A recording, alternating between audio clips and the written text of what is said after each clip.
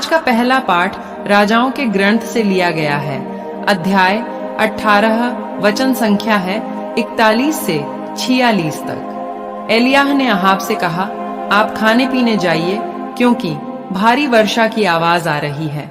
Ahab खाने पीने गया और एलियाह करमेल पर्वत की चोटी पर चढ़ा।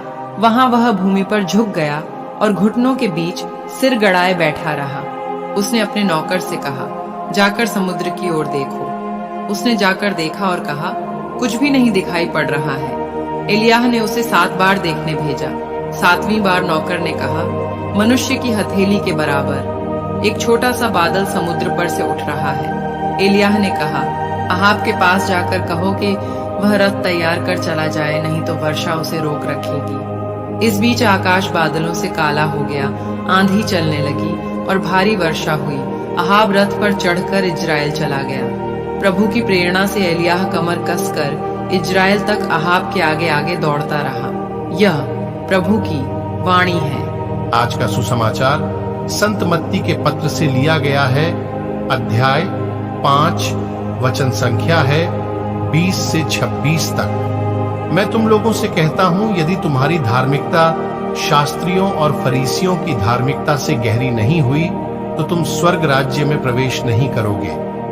तुम लोगों ने सुना है कि पूर्वजों से कहा गया है, हत्या मत करो। यदि कोई हत्या करे तो वह कचहरी में दंड के योग्य ठहराया जाएगा।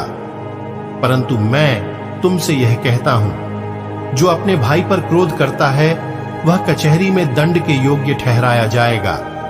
यदि वह अपने भाई से कहे, रे मूर्ख, तो वह महासभा में दंड के योग्य ठहराया जाएगा। और यदि वह कहे, रे नास्तिक, तो वह नरक की आग के योग्य ठहराया जाएगा।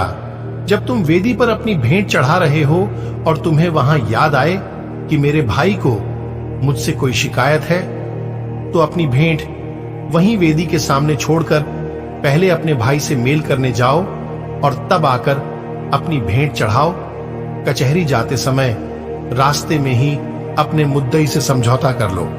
कहीं ऐसा ना हो कि वह तुम्हें न्यायकर्ता के हवाले कर दे, न्यायकर्ता तुम्हें प्यादे के हवाले कर दे और प्यादा तुम्हें बंदी गृह में डाल दे। मैं तुमसे यह कहता हूं, जब तक कौड़ी कौड़ी न चुका दोगे तब तक वहां से नहीं निकल पाओगे। यह प्रभु का पवित्र सुसमाचार है। मनन चिंतन। शास्त्रियों और फरीसियों ने धर्म ग्रंथ की व्याख्या एक ऐसे तरीके से की जो यीशु को स्वीकार्य नहीं था। वह चाहते थे कि उनके शिष्य शास्त्रियों और फरीसियों की धार्मिकता से परे जाएं। ईश्वर की आज्ञा किसी की हत्या न करना यीशु के अनुसार ने न केवल एक व्यक्ति की भौतिक हत्या के कृत्य की निंदा करती है, बल्कि किसी भी प्रकार के क्रोध और विरोध की भी निंदा करती है। किसी व्यक्ति की हत्या करने की प्रक्रिया वहां से शुरू होती है। यीशु ने घृणा की, निंदा की। वह चाहते थे कि उनके शिष्य दुश्मनों को क्षमा करें। वह चाहते थे कि उनके शिष्य उन लोगों के लिए प्रार्थना करें जिन्होंने उनका उत्पीड़न किया। यीशु चाहते हैं कि उनके शिष्य हृदय से पवित्र और निर्दोष बने रहें। यह पर्याप्त नहीं है कि हम पाप का कृत्य न करें, बल्कि हमें सभी पापमय विचारों से बचना चाहिए और अपने आप को भीतर से शुद्ध करना चाहिए। मेरे प्यारे मसीह भाई बहनों, हम सभी को आज 2 बातें आज के वचन पर बताया गया है। हम सभी को हत्या नहीं करना है। दूसरा, अपने भाई से नफरत नहीं करना है, अपने भाई से प्यार करना है। मेरे प्यारे विश्वासी भाई बहनों, आइए हम सभी आज के वचनों पर मनन चिंतन करें। आप सभी को परमेश्वर आशीष तथा शांति प्रदान करें। आमीन। प्रार्थना।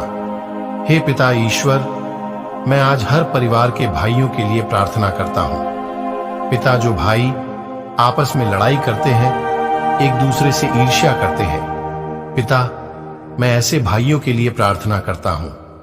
पिता, आप उनके मन को बदल, उनके सोच को बदल और भाइयों के बीच प्रेम उत्पन्न कर, ताकि वे आपस में प्रेम का व्यवहार कर सके। मैं आपसे प्रार्थना करता हूं। आमीन। आइए हम सभी प्रभु यीशु के इस वचन को एक साथ कहे और प्रभु यीशु को महिमा दे। हे प्रभु, हम तेरी मृत्यु और पुनरुत्थान की घोषणा तेरे आगमन तक करते रहेंगे। आमीन।